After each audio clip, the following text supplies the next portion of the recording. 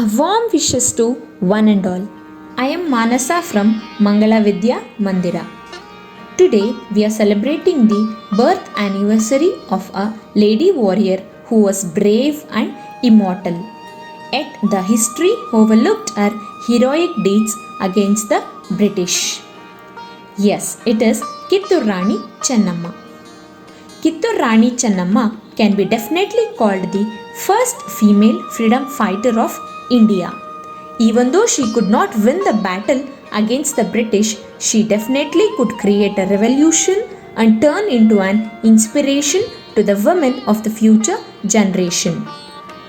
Chennamma was born on 23rd of October 1778 in Belgaum district of Karnataka. Chennamma was trained in sword fighting, archery and horse riding at a very young age. She was well known throughout the village for her bravery. At the age of 15, she was married off to Raja Malasarja, who were the rulers of the kingdom of Kittur. Thus, she got the title of queen.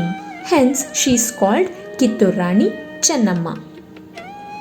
Kittur Rani Chennamma had to fight destiny even before her fight against the British, since her husband died in 1816, leaving her with her only son.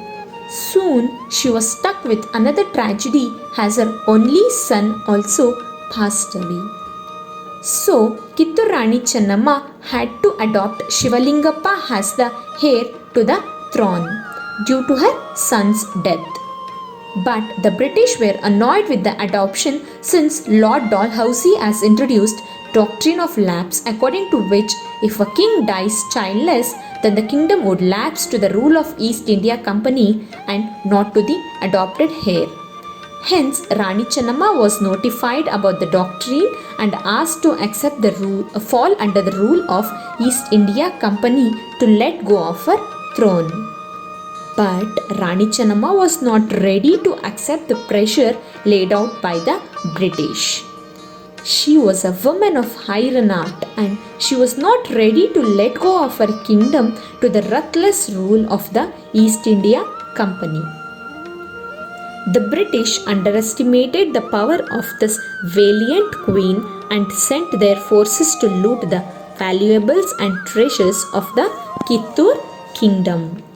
But the British had a major humiliating loss in the battle and also led to the imprisonment of 2 British officers.